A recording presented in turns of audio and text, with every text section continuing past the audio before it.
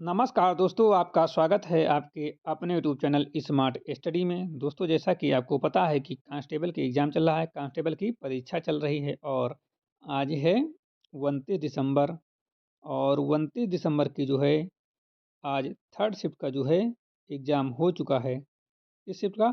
Third shift का exam जो है हो चुका है और हमें जो है थर्ड शिफ्ट के जो है मैक्सिमम रियल क्वेश्चन जो हैं प्राप्त हो चुके हैं। मैक्सिमम रियल क्वेश्चन जो प्राप्त हो चुके हैं, ये क्वेश्चन जो हैं जीके, जीएस, करंट अफेयर और कंप्यूटर के क्वेश्चन हैं। ये सारे क्वेश्चन जो हैं हमें प्राप्त हो चुके हैं। तो इस क्लास में हम लोग देखेंगे कि किस प्रकार के क्वेश्चन जो हैं थर्ड शिफ्ट में पूछे गए हैं। तो क्लास स्टार्ट करूँ उससे पहले यदि आप लोग अभी तक smart study smart study YouTube channel पर नए हैं और चैनल को अभी तक सब्सक्राइब नहीं किया है तो चैनल को सब्सक्राइब कर लीजिए और बेल आइकन को प्रेस कर लीजिए ताकि आने वाली वीडियो का नोटिफिकेशन सबसे पहले आप लोगों को मिल सके। तो आप लोग चैनल को सब्सक्राइब ज़रूर करो और बेल आइकन को प्रेस ज़रूर करो। यदि आपको क्लास अच्छी लगेगी तो लाइक ज़रूर कर देना, ठीक है? क्लास को लाइक ज़रूर कर देना। यदि आप लोग अभी तक स्मार्ट स्टडी के ऑफिशियल टेलीग्राम चैनल को ज्वाइन नहीं किए हो, ठीक है? ऑफिशियल टेलीग्राम चैनल को अभी तक यदि ज्वाइन नहीं किए हो तो आप लोग टेलीग्राम चैनल को ज़रूर ज्वाइन करो, ठीक है? टेलीग्राम चैनल को आप लोग ज़रूर ज्वाइन करो। टेलीग्राम चैनल की लिंक जो है आपको डिस्क्रिप्शन बॉक्स में मिल जाएगी। टेलीग्राम पर जो है हम आपको क्लास नोट्स और पीडीएफ जो है प्रोवाइड करेंगे। टेलीग्राम चैनल अभी न्यू है, तो वहाँ पर मेंबर अभी कम है। यदि आप लोग 500 मेंबर कर देते हो जल्दी से, तो वहाँ पर जो है क्लास की नोट्स और पीडीएफ जो है आपको मिल जाएँगी, ठीक है? मिलना स्टार्ट हो जाएँगी। अभी वहाँ पर मेंबर कम है इसलिए पीडीएफ नहीं भेजी गई हैं, ठीक है? और जैसे ही मेंबर 500 प्लस होंगे वहाँ पर जो है पीडीएफ भेजना शुरू हो जाएगा, ठीक है? तो बिना टाइम वेस्ट किए आज की क्लास को हम स्टार्ट करेंगे और देखते हैं कि किस प्रकार के क्वेश्चन पूछे गए थे। दोस्तों, क्लास अच्छी लगेगी तो लाइक ज़रूर कर देना, ठीक है? लाइक से हमें मोटिवेशन मिलता है, तो आप लोग सभी लोग लाइक कर देना। क्लास शुरू होते ही आप लोग लाइक मार दीजिए पहले ही क्लास, ठीक है? क्योंकि हमें मोटिवेशन मिलेगा कि हम जो है बच्चों को अच्छा नॉलेज दे पा रहे हैं, ठीक है? तो आज के जो है थर्ड शिफ्ट में पूछे गए रियल क्वेश्चन को हम डिस्कस करने जा रहे हैं, ठीक है बच्चों? तो हम शुरू करते हैं। पहला क्वेश्चन आ रहा है स्क्रीन पर। पहला क्वेश्चन कंप्यूटर का था कि यदि किसी डॉक्यूमेंट के पूरे टेक्स्ट को एक साथ सिलेक्ट करना हो, यदि किसी डॉक्यूमेंट के पूरे टेक्स्ट को एक साथ सिलेक्ट करना हो ताकि उसे कॉपी या डिलीट किया जा सके, तो कौन सी शॉर्टकी का प्रयोग की जाती है? कौन सी शॉर्टकी का प्रयोग किया जाता है?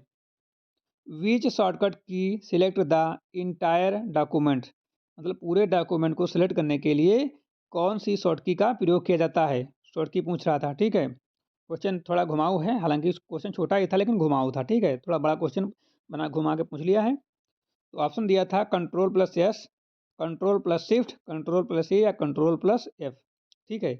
ये जो है चार ऑप्शन दिए हुए थे, इनमें से एक ऑप्शन जो है सही है। तो इनमें से जो सही ऑप्शन है वो है कंट्रोल प्लस ए, ठीक है? कंट्रोल प्लस ए का अर्थ जो होता है select plus R, select plus all होता है। या पूरे डॉक्यूमेंट को सिलेक्ट करता है, क्या करता है? या पूरे डॉक्यूमेंट को सिलेक्ट करता है। इसके बाद कॉपी कट या डिलीट किया जाता है, ठीक है? इसके बाद जो है कॉपी कट या डिलीट किया जा सकता है, चाहे कॉपी कर दो, चाहे पेस्ट कर दो, चाहे डिलीट कर दो, ठीक है? और फाइल फाइल जो होती है फाइल एक्सप्लोरर में भी सभी फाइल सिलेक्ट हो जाती हैं और यह जो है टाइमिंग सेविंग शॉर्टकट है, ठीक है? इससे जो है टाइमिंग बचता है, ठीक है? इसके कुछ फैक्ट थे, ये सारे फैक्ट याद रखना, जैसे कि पूछा जाता है आगे की शिफ्टों में, तो उनके लिए मैंने ये सारे फैक्ट बता दिए हैं। और इसका सही जवाब है option number C, control plus A, ठीक? Control plus A. अगला क्वेश्चन है, अगला क्वेश्चन पूछा गया था कि भारतीय संविधान का कौन सा अनुच्छेद नागालैंड राज्य को विशेष दर्जा प्रदान करता है? भारतीय संविधान का कौन सा अनुच्छेद नागालैंड को विशेष राज्य का दर्जा प्रदान करता है? ऑप्शन है अनुच्छेद 371 बी, अनुच्छेद 371 ए, अनुच्छेद 371 सी, अनुच्छेद 371 डी। इन चारों में से एक सही जवाब है। कौन सा आर्टिकल है जो नागालैंड को विशेष राज्य का दर्जा प्रदान करता है? ठीक है, इसके फैक्ट के साथ हम देखेंगे। तो 371 जो है वो संविधान का अनुच्छेद 371 जो है ये मुख्य रूप से कहता है कि जो नागा होते हैं, नागा बाबा, नागाओं की धार्मिक या सामाजिक प्रथाओं जैसे कि नागा प्रथागत कानून और प्रक्रिया, ये सब जो है इसमें डिस्कस किया गया है। ठीक है, इससे जो है नागालैंड राज्य पर जो है कोई विशेष अधिनियम लागू नहीं हो सकता इसके तहत, ठीक है, नागाओं पर। और इसका जो सही जवाब है option number A is correct है। अनुच्छेद 371 ए के तहत जो है विशेष राज्य का दर्जा प्राप्त है। और अब हम देख लेते हैं थोड़ा फाइट के साथ कि अनुच्छेद 371 ए और जे के तहत विशेष प्रावधान वाले राज्य कौन कौन से हैं। तो अनुच्छेद 371 में जो है महाराष्ट्र और गुजरात हैं। कौन है? महाराष्ट्र और गुजरात राज्यों के राज्यपाल को विदर्भ, मराठा, कच्छ आदि क्षेत्रों में विकास बोर्ड स्थापित करने की विशेष जिम्मेदारी दी जाती है। किस अनुच्छेद के तहत? अनुच्छेद 371 के तहत। अनुच्छेद 371 बी क्या कहता है, कहाँ कहाँ लागू होता है? तो ये असम में है। ठीक है, अनुच्छेद 371 बी के तहत विशेष प्रावधान के अनुसार राष्ट्रपति असम के आदिवासी क्षेत्र में चुने गए सदस्यों से मिलकर राज्य की विधानसभा की एक समिति के गठन का कार्य कर सकते हैं। ठीक है, अनुच्छेद 371 बी है। अब अगला क्वेश्चन है, यदि किसी फाइल या फोल्डर का नाम कीबोर्ड से बदलना हो, यदि किसी फाइल या फोल्डर का नाम कीबोर्ड से बदलना हो, बिना राइट क्लिक किए कौन सी फंक्शन की प्रयोग की जाती है? बिना राइट की के कौन से फंक्शन या की प्रयोग की जाती है? Which function key is use to rename a file और फोल्डर? F1, F2, F5 या F12, ये 4 ऑप्शन दिए हुए थे। और बिना जो है कीबोर्ड के जो है हमें बदलना है, बिना राइट क्लिक के। तो इसका जो सही जवाब है ऑप्शन नंबर बी, F2। ठीक है, F2 का प्रयोग रीनेम के लिए किया जाता है या फाइल एक्सप्लोरर में काम करता है, माउस के मुकाबले यह तेज तरीका है और विंडो एस और बेसिक शॉर्टकट है ये। और एग्जाम में ये क्वेश्चन जो है बार बार पूछा जाता है और इसमें भी पूछ लिया गया है ना, तो क्वेश्चन जो इम्पोर्टेंट था, पूछा भी गया है। अगला क्वेश्चन है कि वर्ष 2025 का साहित्य का नोबेल पुरस्कार किसे प्रदान किया गया? वर्ष 2025 का साहित्य का नोबेल पुरस्कार किसे प्रदान किया गया? ऑप्शन है Hong Kong, option B Amitabh Ghosh, option C लास जलो लास जलो क्रॉस जनाहोर काई, और ऑप्शन डी है मिर्चया कटिरिसु कटरिस्कू। तो 2025 का नोबेल प्राइज जो है वो किसे दिया गया है? ये 4 ऑप्शन थे। तो ये जो दिया गया है, ये दिया गया है हंगेरियन लेखक कौन थे? लास जलो क्रॉस जनर होकाई को दिया गया है। ठीक है, और किस लिए दिया गया है? उनके विवशकारी और दूरदर्शी कार्यों के लिए जो सर्वनाशकारी आतंक के बीच कला की शक्ति की पुष्ट करते हैं के लिए प्रदान किया गया उन्हें। ठीक है, तो option number C is correct है यहाँ पर। किसी एक्टिव विंडो या सॉफ्टवेयर को तुरंत बंद करने के लिए बिना सिस्टम बंद किए कौन सी शॉर्टकी का प्रयोग होता है? तो किसी एक्टिव विंडो या सॉफ्टवेयर को तुरंत बंद करने के लिए बिना सिस्टम बंद किए जो है हम लोग Alt+F4 का प्रयोग करते हैं। तो जो है यही है शॉर्टकी, Alt+F4। Alt+F4 जो है एक्टिव विंडो को क्लोज करता है या सॉफ्टवेयर को बंद करता है और सिस्टम को नहीं बंद करता है। डेस्कटॉप का प्रयोग जो है शटडाउन मेनू में आता है। ठीक, डेस्कटॉप का प्रयोग करने से शटडाउन मेनू आता है और विंडो ओएस का इम्पोर्टेंट शॉर्टकट है। और गलत उपयोग से जो है अनसेव वर्क जो है बंद हो जाता है। ठीक है, अगला क्वेश्चन है, यदि किसी वेब पेज पर या फोल्डर को दोबारा लोड या रिफ्रेश करना हो तो कौन सी शॉर्टकी का प्रयोग किया जाता है? यदि किसी वेब पेज या फोल्डर को दोबारा लोड या रिफ्रेश करना है तो कौन सी शॉर्टकी का प्रयोग किया जाता है? Which short key is use to refresh? F2, F3, F5, F7। तो इसका प्रयोग किया जाता है F5 का। F5 रिफ्रेश कमांड का प्रयोग होता है। ठीक है, F5 जो है रिफ्रेश कमांड के लिए प्रयोग होती है और ब्राउजर पेज में पेज रिलोड होता है इससे, और फाइल एक्सप्लोरर में फोल्डर रिफ्रेश होता है और अपडेटेड डेटा देखने में मदद करता है और इसे रिलोड की भी कहा जाता है। क्या कहा जाता है? रिलोड की भी कहा जाता है।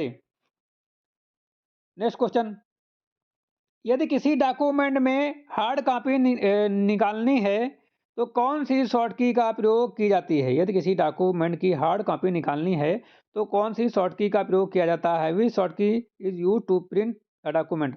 कंट्रोल+O, कंट्रोल+S, कंट्रोल+P, कंट्रोल+N। तो इसका सही जवाब ऑप्शन नंबर सी कंट्रोल+P का प्रयोग किया जाता है। कंट्रोल+P प्रिंट कमांड खोलता है और प्रिंटिंग सेटिंग दिखाई देती है। पेज रेंज सिलेक्ट किया जा सकता है मतलब, और यह लगभग सभी एप्लीकेशन में समान है और हार्ड कॉपी निकालने के लिए प्रयोग किया जाता है, ठीक है। 2025 का Lawrence world sportsman of the year पुरस्कार किसे मिला? Who on the Lawrence world sportsman of the year award in 2025? Option हैं सिमोन बाइल्स, कौन है? सिमोन बाइल्स और फेन किपिएगन और शिफान हसन और एम्मा मैकियन। तो इन चार ऑप्शन में से एक करेक्ट जवाब है। कौन सा सही जवाब है? क्या सिमोन बाइल्स है, या फेथ किपिएगन है, या शिफान हसन है, या फिर एम्मा मैकियन है? तो इसका जो राइट आंसर है ऑप्शन नंबर बी करेक्ट है। फैथ किपिएगन ने जो है 2025 का Lawrence world sport man of the year पुरस्कार जीता है, ठीक है। वे जो हैं मध्य दूरी की दौड़ में बेहतरीन प्रदर्शन किया, ठीक है। किस दूरी में? मिडल रेस में जो है उन्होंने जो है बेहतरीन प्रदर्शन किया है, बेस्ट प्रदर्शन किया है, इसलिए उनको ये अवार्ड मिला है। क्वेश्चन पूछा जा सकता है वो उस किस शहर के हैं एथलीट, तो आपको बताना है कि वो केन्या के हैं। किसके हैं? केन्या के हैं। और उन्होंने जो है 15 मीटर मतलब 1500 मीटर में विश्व रिकॉर्ड धारी हैं। क्या है वो 1500 मीटर में विश्व रिकॉर्ड बनाया है और वो विश्व रिकॉर्डधारी हो चुके हैं। और वो जो हैं कई अंतर्राष्ट्रीय स्वर्ण पदक जीत चुके हैं। क्या जीत चुके हैं? कई अंतर्राष्ट्रीय स्वर्ण पदक जीत चुके हैं। और 2024-25 में उनकी लाइफ का जो है वो शानदार प्रदर्शन रहा। क्या रहा है लाइफ का? शानदार प्रदर्शन रहा है। 2024 और 25 का सीजन जो है उनकी लाइफ का शानदार प्रदर्शन रहा है। और लारियंस पुरस्कार विजेता भी जो हैं वो 2025 में हुए हैं, ठीक है। कब हुए हैं? 2025 में हुए हैं। और वे जो हैं लगातार अच्छा प्रदर्शन करने के कारण वो लगातार शीर्ष पर बने हुए हैं, ठीक है। अपना जो शीर्ष वाला पायदान है उस पर बरकरार हैं। और वे जो हैं यानी कि मध्य दूरी की दौड़ के विशेषज्ञ हैं, ठीक है। मतलब वो मध्यम दूरी में दौड़ते हैं और अंतर्राष्ट्रीय खेल में जो है उन्हें मान्यता प्राप्त है। कहाँ? अंतर्राष्ट्रीय खेल में मान्यता मतलब कहीं भी वो दौड़ सकते हैं। और जो है वैश्विक खेल आइकन है उनका। और खेल जगत में वे एक प्रेरक खिलाड़ी बन चुके हैं, ठीक। खेल जगत में एक प्रेरक खिलाड़ी बन चुके हैं। अगला क्वेश्चन है कि काइनेटिक एनर्जी यानी कि गतिज ऊर्जा का फार्मूला क्या है? What is the formula of kinetic energy? What is the formula of kinetic energy? Option है K E half M U square, option है K E M U square, या ऑप्शन सी है K E M G H, और option D है K E half M E. तो kinetic energy का formula क्या होता है? के ई बराबर होता है half M U square. Option number A is correct है। के ई बराबर काइनेटिक एनर्जी बराबर होता है हाफ एम वी स्क्वायर, ठीक है। और यहाँ पर जो एम होता है द्रव्यमान यानी मास होता है, वी वेलोसिटी होती है, ठीक है। और सूत्र यही होता है के बराबर हाफ एम यू स्क्वायर। ये गतिज ऊर्जा का मानक सूत्र है और वस्तु की गति पर निर्भर करता है, ठीक है। काइनेटिक एनर्जी जो होती है वस्तु की गति पर निर्भर करती है और ऊष्मा और कार्य से संबंधित है। किससे? ऊष्मा और कार्य से संबंधित है। और ऊर्जा संरक्षण के नियम में प्रयोग होता है। किसमें? ऊर्जा संरक्षण के नियम में प्रयोग होता है। और गति की दिशा से स्वतंत्र है। किसकी दिशा से? गति से स्वतंत्र, गति की दिशा से स्वतंत्र है। और इसका यदि मात्रक पूछा जाए तो इसका मात्रक जो होता है जूल होता है। क्या होता है? जूल। जूल से मापा जाता है, ठीक है। और काइनेटिक एनर्जी पोटेंशियल एनर्जी बराबर क्या होती है? टोटल एनर्जी होती है। क्या होती है? काइनेटिक एनर्जी और पोटेंशियल एनर्जी बराबर होती है टोटल एनर्जी। गति बढ़ाने पर जो है गति बढ़ने पर जो है काइनेटिक एनर्जी बढ़ती है। क्या होती है? यदि गति बढ़ेगी तो काइनेटिक एनर्जी भी बढ़ेगी, गति घटेगी तो काइनेटिक एनर्जी भी घटेगी। इसका मतलब है समानुपाती हैं, ठीक है। क्या है? समानुपाती हैं एक दूसरे के। और ये मशीनों और इंजनों में इसका प्रयोग किया जाता है, ठीक। मशीनों और इंजनों में इसका प्रयोग किया जाता है। एमएस एक्सेल में बिना सेल के अंदर मौजूद डेटा को एडिट करना हो तो डबल क्लिक किए बिना कौन सी की का प्रयोग किया जाता है? यदि एमएस एक्सेल में किसी सेल को अंदर मौजूद डेटा को एडिट करना हो बिना डबल क्लिक किए तो कौन सी की का प्रयोग किया जाता है? तो जो की है वो F2 है। ऑप्शन नंबर बी F2 है। F2 सेल को एडिट मोड में ले जाता है और कर्सर सेल के अंदर दिखाई देता है। फार्मूला एडिटिंग के लिए बहुत उपयोगी है और माउस की ज़रूरत नहीं पड़ती इसमें, और एक्सेल को मोस्ट इम्पोर्टेंट शॉर्ट की है, ठीक है, एक्सेल की मोस्ट इम्पोर्टेंट शॉर्ट की है। अगला क्वेश्चन है कि यदि किसी डॉक्यूमेंट में किसी शब्द या वाक्य को खोजने के लिए कीबोर्ड का उपयोग करना है तो कौन सी शॉर्ट की सबसे सही होगी? यदि किसी डॉक्यूमेंट में शब्द या वाक्य को खोजने के लिए कीबोर्ड का उपयोग करना है तो कौन सी शॉर्ट की का उपयोग सबसे सही माना जाता है? Which short key is use to find the text? Control plus S, control plus G, control plus F या कंट्रोल प्लस आर? तो सही जवाब जो होना चाहिए वो ऑप्शन नंबर सी होना चाहिए, control plus F. Control plus F find command खोलता है और शब्द या वाक्य खोजे जा सकते हैं। लार्ज डॉक्यूमेंट में बहुत उपयोगी है। ब्राउजर पीडीएफ वर्ड में भी काम करता है और रिप्लेस के लिए कंट्रोल प्लस एच का प्रयोग किया जाता है। ठीक है। अगला क्वेश्चन पूछा गया था, what is the length of the east west corridor in India? यानी कि भारत में पूर्व और पश्चिम कॉरिडोर की लंबाई कितनी है? भारत में पूर्व और पश्चिम कॉरिडोर की लंबाई कितनी है? ऑप्शन है 4113 किलोमीटर, ऑप्शन बी है 2000 किलोमीटर, ऑप्शन सी है 6700 किलोमीटर और ऑप्शन डी है 3300 किलोमीटर। ये चार ऑप्शन हैं। तो भारत में जो है, क्या क्वेश्चन पूछ रहा है कि भारत में पूर्व और पश्चिम कॉरिडोर की लंबाई जो है वो कितनी है? वो है 3300 kilometre. Option number D is correct है, 3300 किलोमीटर। यह स्वर्णिम चतुर्भुज का हिस्सा किसका हिस्सा है? स्वर्णिम चतुर्भुज का हिस्सा है और यह जो है सिलचर असम और पोरबंदर गुजरात तक जाता है। कहाँ तक जाता है ये? देखो, सिलचर असम से जो है पोरबंदर गुजरात तक जाता है और यह राष्ट्रीय राजमार्ग 27 पर है। कहाँ है? राष्ट्रीय राजमार्ग नेशनल हाईवे जो है उसकी 27 पे है। और इसका निर्माण जो है national highway authority of India द्वारा किया गया था, यानी कि एनएचएआई द्वारा किया गया था, एनएचएआई द्वारा किया गया था। और पूर्वोत्तर भारत को पश्चिम भारत से जोड़ता है। यह जो है पूर्वोत्तर भारत को जो है पश्चिम भारत से जोड़ता है और व्यापार और परिवहन में बहुत सहायक है। किसमें? व्यापार और परिवहन में बहुत सहायक है। यह देश की आर्थिक गतिविधियों को मजबूत करता है। किसको? देश की आर्थिक गतिविधियों को मजबूत करता है। और चौड़ी और उच्च गुणवत्ता वाली सड़कें इसका हिस्सा है। किसकी? चौड़ी और उच्च गुणवत्ता वाली सड़कें इसका हिस्सा हैं। और राष्ट्रीय राजमार्ग विकास परियोजनाओं में शामिल है। किसमें? राष्ट्रीय राजमार्ग और विकास परियोजनाओं में शामिल है। यह उत्तर गलियारों के साथ मिलकर भारत का मुख्य मार्ग बनाता है। क्या बनाता है? यह उत्तर और दक्षिण गलियारों के साथ जो है मिलकर भारत का मुख्य मार्ग बनाता है, मतलब मेन रोड बनाता है। ठीक है। निसार मिशन की कुल लागत लगभग कितने करोड़ रुपए है? NISAR मिशन की लागत लगभग कितने करोड़ रुपए है? What is the total estimate cost of the Nisar mission in crore in rupees?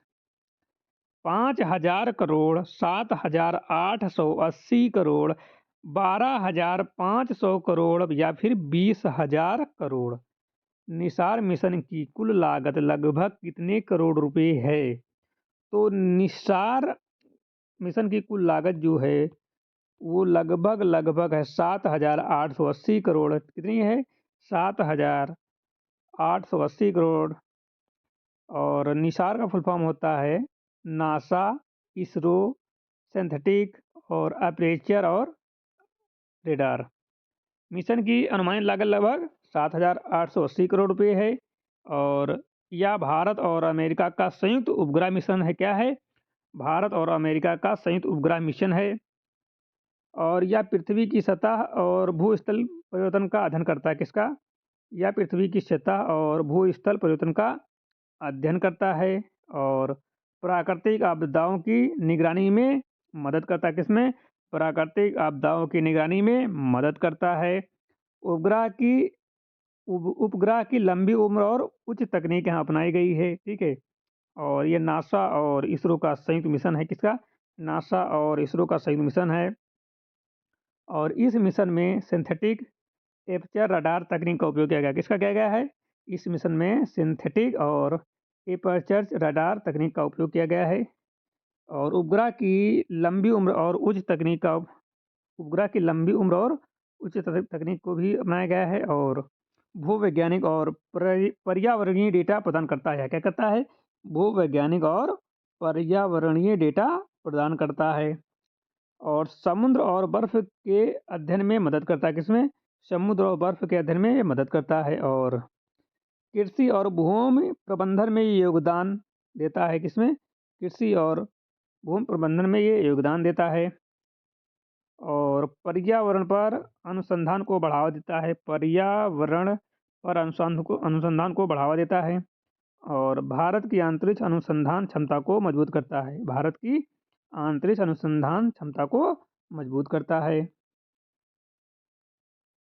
अंतर्राष्ट्रीय आलू केंद्र यानी कि इंटरनेशनल पोटैटो सेंटर (CIP) का दक्षिण एशिया केंद्र कहाँ स्थापित किया जा रहा है?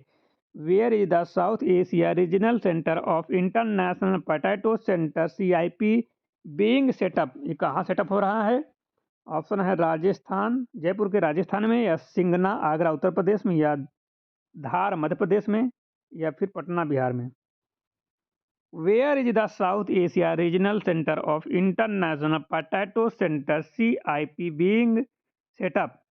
जयपुर राजस्थान, सिगना आगरा उत्तर प्रदेश, धार मध्य प्रदेश, पटना बिहार। तो ये जो है सिगना आगरा उत्तर प्रदेश में शायद हो रहा है। कहाँ? सिगना आगरा उत्तर प्रदेश में हो रहा है। ऑप्शन नंबर बी करेक्ट है। अंतर्राष्ट्रीय आलू केंद्र का दक्षिण एशिया क्षेत्र सिगना आगरा उत्तर प्रदेश में स्थापित किया जा रहा है और आलू आलू और आलू आधारित उत्पादों पर अनुसंधान है। ये किसानों के लिए नई तकनीक विकसित करना है।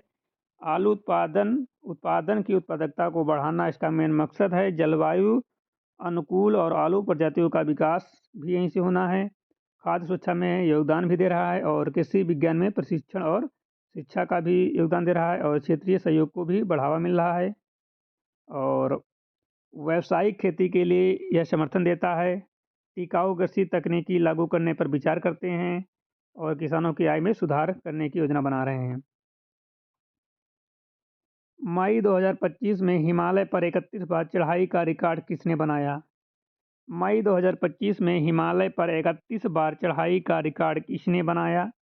Who set the scored the climbing the Himalayas 31st time in 2025? Option है तासी ग्यालजेन शेरपा, ऑप्शन बी है कामी रीता शेरपा, ऑप्शन सी है पाषाण दावा शेरपा और ऑप्शन डी है कंटन कूल। मई 2025 में हिमालय पर 31 बार चढ़ाई का रिकॉर्ड किसने बनाया? तो ये जो ये बनाई हैं कामी रीता शेरपा ने। ऑप्शन नंबर बी करेक्ट है। कामी रीता शेरपा ने यह रिकॉर्ड बनाया। कौन सा रिकॉर्ड बनाया है? हिमालय पर 31 बार चढ़ाई करने का रिकॉर्ड बनाया है और ये नेपाल के शेरपा पर्वतारोही श्रेणी है। यह दुनिया का सबसे अनुभवी पर्वतारोही है। क्या है? दुनिया का सबसे अनुभवी पर्वतारोही हैं और यह कई माउंट एवरेस्ट आरोहण कर चुके हैं और साहसिक और जोखिमपूर्ण ये कार्य है। क्या है? साहसिक भी है और जोखिमपूर्ण भी कार्य है। यह विश्व रिकॉर्ड मतलब इन्होंने अपना धारण कर लिया है। ये विश्व रिकॉर्ड धारक हैं और पर्वतारोहण में लंबी सेवा की इन्होंने। किसमें?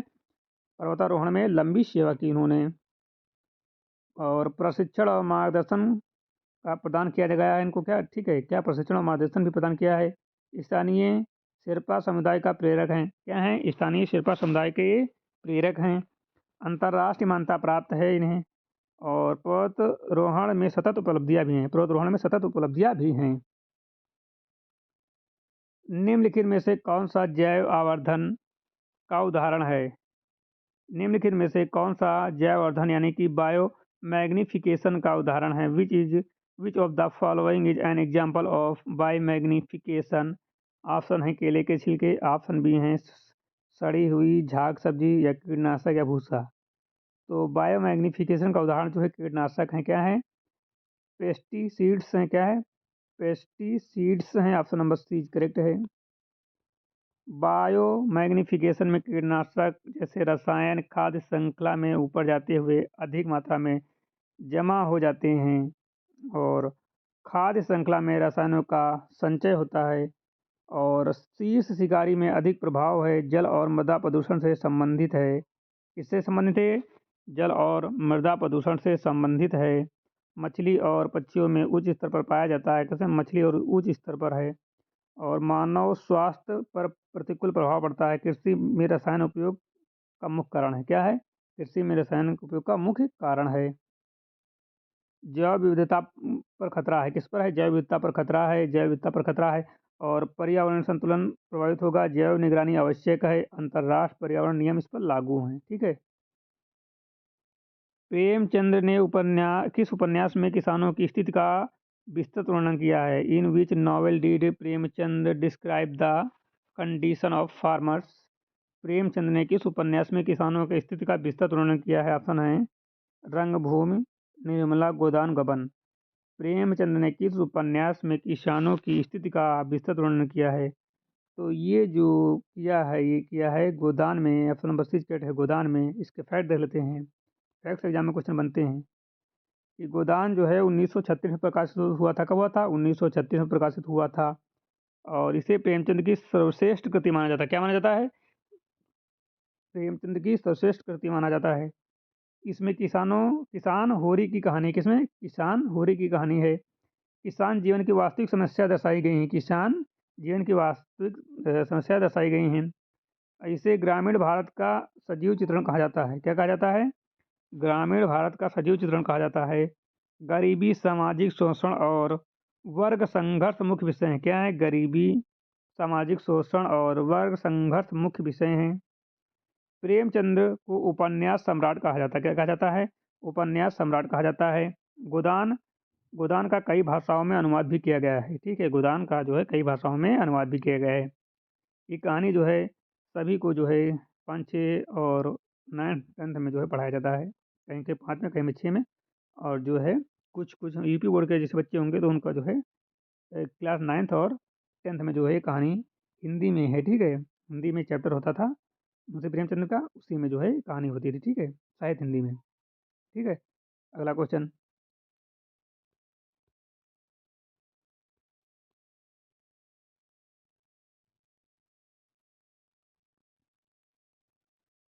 क्रियोजेनिक इंजनों में हाइड्रोजन का उपयोग क्यों किया जाता है? क्रियोजेनिक इंजनों में हाइड्रोजन का उपयोग क्यों किया जाता है?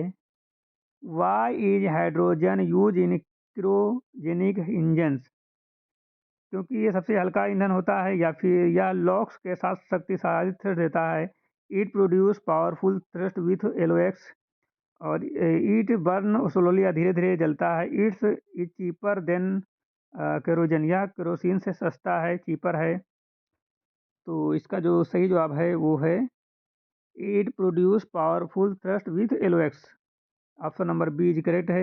यह एलोएक्स के साथ शक्तिशाली थ्रस्ट देता है। Option number B is correct है।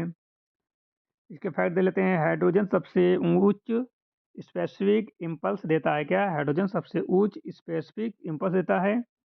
यह तरल ऑक्सीजन के साथ अत्यंत शक्तिशाली थ्रस्ट उत्पन्न करता है। क्या करता है? थ्रस्ट उत्पन्न करता है। यह तरल ऑक्सीजन के साथ अत्यंत शक्तिशाली थ्रस्ट उत्पन्न करता है। और क्रियोजेनिक फ्यूल बहुत कम तापमान पर रखा जाता है। कहाँ रखा जाता है? बहुत कम तापमान पर रखा जाता है। और लिक्विड हाइड्रोजन का तापमान 253 डिग्री सेल्सियस होता है। क्या होता है? 253 डिग्री सेल्सियस होता है। और इसे इसरो के क्रियोजेनिक अपर स्टेज में उपयोग किया जाता है। कहाँ? इसे इसरो के क्रियोजेनिक अपर स्टेज में उपयोग किया जाता है। और GSLV और MK सेकेंड और MK थर्ड में इसका भी उपयोग किया जाता है। हाइड्रोजन का मॉलिक्यूलर वेट कम होने से परफॉर्मेंस बढ़ती है। क्या बढ़ती है? परफॉर्मेंस बढ़ती है। और यह जो है पर्यावरण के लिए सुरक्षित है। किसके लिए? पर्यावरण के लिए सुरक्षित है। दहन दहन का उत्पाद केवल पानी से होता है। किससे होता है? पानी से होता है। और उच्च ऊर्जा उच्च घनत्व से स्पेस मिशंस के लिए आदर्श बनाता है। क्या बनाता है? आदर्श बनाता है। और क्रियोजेनिक टेक्नोलॉजी किसी भी स्पेस एजेंसी के लिए एडवांस मानी जाती है। क्या मानी जाती है? एडवांस मानी जाती है। क्रियोजेनिक टेक्नोलॉजी किसी भी स्पेस एजेंसी के लिए एडवांस मानी जाती है। ठीक है, ये क्वेश्चन कौन से पूछा गया था कि बजट 2025-26 में शिक्षा में AI पर कितना आवंटन किया गया? What is the AI expenditure in education in budget 2025 to 26? 255 crore, 551.75 नहीं कि 75 करोड़, 1000 करोड़ या 500 करोड़। तो बजट 2025-26 में शिक्षा में यानी कि एक्सपेंडिचर जो AI पर हुआ किया गया है वो किया गया है 500 crore. Option number D correct है, 500 करोड़। यह राशि एआई शिक्षा एवं अनुसंधान के लिए रखी गई। किसके लिए रखी गई? यह एआई शिक्षा एवं अनुसंधान के लिए रखी गई है और सेंटर ऑफ एक्सीलेंस सीओई स्थापित किए जाएंगे। छात्रों को एआई बेस्ड कौशल सिखाए जाएंगे। क्या क्या सिखाए जाएंगे? एआई बेस्ड कौशल सिखाए जाएंगे। डिजिटल शिक्षा को बढ़ावा मिलेगा। किसको? डिजिटल शिक्षा को बढ़ावा मिलेगा। एआई इनेबल्ड लर्निंग टूल्स विकसित होंगे। क्या? एआई इनेबल्ड लर्निंग टूल्स विकसित होंगे। यह नई शिक्षा नीति एनईपी को समर्थन देगा। किसे? यह नई शिक्षा नीति यानी एनईपी को समर्थन देगा और भविष्य की नौकरियों के लिए यूथ तैयार करेगा। क्या करेगा? भविष्य की नौकरियों के लिए यूथ तैयार होगा। ठीक है। तकनीकी संस्थानों में अनुसंधान पर फोकस होगा। तकनीकी संस्थानों में अनुसंधान पर फोकस होगा। उद्योग अकादमिक सहयोग बढ़ेगा। क्या बढ़ेगा? उद्योग और अकादमिक सहयोग बढ़ेगा। यह भारत को ग्लोबल एआई हब बनाने की दिशा में कदम है। क्या है? यह भारत को ग्लोबल एआई हब बनाने की दिशा में कदम है। मोआतुंग मोंग त्योहार किस राज्य में मनाया जाता है? Moatsumong festival is celebrated in which state? तो मणिपुर, असम या फिर अरुणाचल प्रदेश से नागालैंड। तो ये नागालैंड में मनाया जाता है। कहाँ मनाया जाता है? नागालैंड में मनाया जाता है। यह नागालैंड की एओ जाति का त्यौहार है, जनजाति का त्यौहार है और मई महीने में मनाया जाता है। किसी कार्य समाप्त होने पर इसका आयोजन किया जाता है। यह खुशहाली का प्रतीक है। किसका प्रतीक है? खुशहाली का प्रतीक है। इसमें नृत्य, गीत और भोज का आयोजन होता है। एओ जनजाति नागालैंड के सबसे प्रमुख समुदायों में से है और त्योहारों में सामूहिक उत्साह मनाया जाता है और पारंपरिक पोशाक का विशेष महत्व है। यह सामुदायिक एकता को मजबूत करता है। किसे? सामुदायिक एकता को मजबूत करता है। नागालैंड को लैंड ऑफ फेस्टिवल कहा जाता है। क्या कहा जाता है? लैंड ऑफ फेस्टिवल कहा जाता है। लैंड ऑफ फेस्टिवल किसे कहा जाता है? तो नागालैंड को जो है लैंड ऑफ फेस्टिवल कहा जाता है। ठीक है। तो आज की क्लास को हम यहीं पर समाप्त करते हैं। यदि आपको क्लास अच्छी लगी हो तो लाइक बच्चों ज़रूर कर देना। ठीक है, एक लाइक कर देना। एक लाइक से हमें मोटिवेशन बहुत मिलता है। ठीक है, तो लाइक ज़रूर कर देना। जो लोग अभी तक चैनल पर नए हैं और चैनल को सब्सक्राइब नहीं किया है तो वो बच्चे सब्सक्राइब जल्दी से करिए, तुरंत सब्सक्राइब करिए। सब्सक्राइब करने से सब्सक्राइबर बढ़ते हैं। ठीक है, और मोटिवेशन मिलता है कि हमारी फैमिली जो है बढ़ गई है। ठीक है, अपनी फैमिली को बढ़ाना है तो फैमिली जब बढ़ेगी जब आप सब्सक्राइब करोगे। ठीक, सब्सक्राइब जल्दी से करिए। स्मार्ट स्टडी की फैमिली को जल्दी से बढ़ाइए, इंक्रीज करिए। ठीक है, तो सभी लोग फैमिली मेम्बर बनिए, जल्दी से सब्सक्राइब कर लीजिए। जो लोग अभी तक स्मार्ट स्टडी के ऑफिशियल टेलीग्राम चैनल को ज्वाइन नहीं किए हैं, किसको? टेलीग्राम चैनल को ज्वाइन नहीं किया तो टेलीग्राम चैनल को ज्वाइन करिए। टेलीग्राम चैनल की लिंक जो है वो डिस्क्रिप्शन बॉक्स में कहाँ है? डिस्क्रिप्शन बॉक्स में लिंक पर क्लिक करके ज्वाइन हुई और टेलीग्राम पर जो है मेंबर कम है, मेंबर 500 प्लस करिए। 500 प्लस मेंबर जिस दिन हो जाएंगे उस दिन से जो है सारी क्लास की पीडीएफ और नोट्स आपको टेलीग्राम चैनल पर मिलने शुरू हो जाएंगे। ठीक है, तो आप लोग 500 प्लस मेंबर जल्दी से करिए, 500 प्लस मेंबर करिए ताकि आपको टेलीग्राम पर जो है पीडीएफ और नोट्स मिलना शुरू हो जाए। ठीक है, यहाँ से हम प्रोवाइड करना शुरू कर देंगे 500 मेंबर होने पर। ठीक है, अभी कितने मेंबर हैं? अभी मेंबर 50 प्लस या 40, हाँ 50 प्लस होंगे। ठीक है, तो जल्दी से आप लोग मेंबर को इंक्रीज करिए और जल्दी से यहाँ पर 500 करिए। ठीक है, तो मिलते हैं नई क्लास के साथ, तब तक के लिए जय हिंद।